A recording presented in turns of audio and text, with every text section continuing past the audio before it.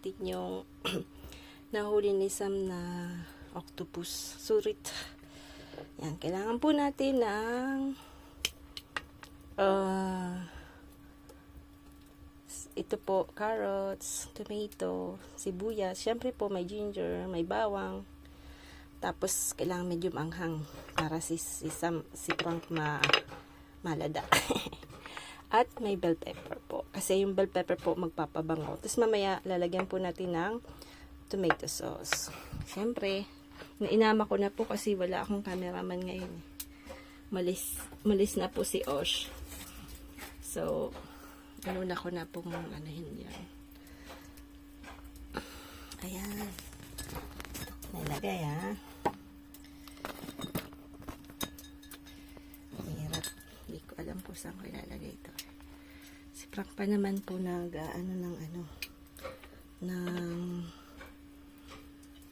wood. Naririnig niya po. Siya yun. Yung maingay doon. Siya yun. Tapos mayroon din pong konting chicken cubes. Yan.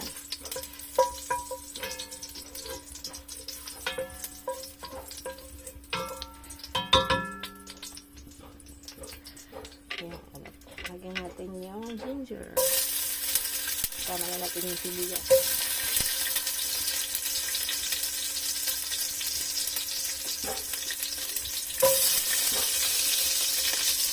Para mabango. Yan.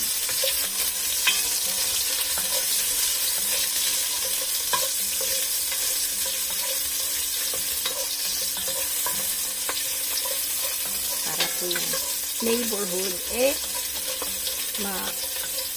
lawak. Masarap ha.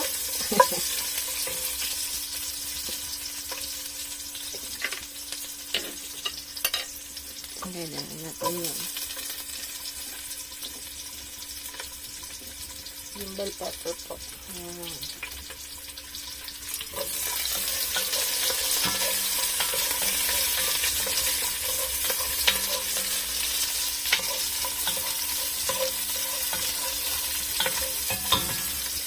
Lagyan na po natin ito.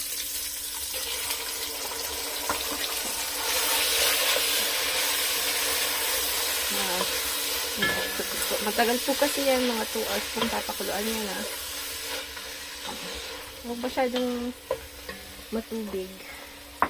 Matagal po kasi yung hindi natin alam kung gurang na yung yung octopus. Pero sa tingin ko bata pa po kasi 600 grams eh. Pero pag madami po kayo, kailangan medyo madami din yung octopus kasi ano po siya, lumiliit. Ayan, mausok.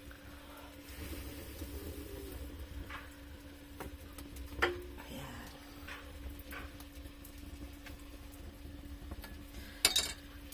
Uy, nahulog. Mahirap pag wala kang camera na ha. YouTuber na. Ayan. Paralag na natin entero kasi wala akong cameraman ha. Pwede yan. Paras din nasa yan. Ayan. Sige, kulo ka na. I-in muna po natin na konti.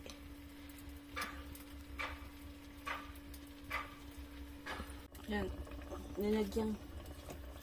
Nalagyan ko po ng potatoes. Ayan. Patatas.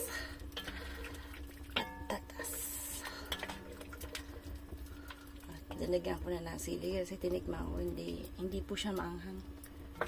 Nalagyan ko ulit. Ayan. Hindi pa rin po siya malambot 1 hour na po siya. Hindi pa rin malambot. Medyo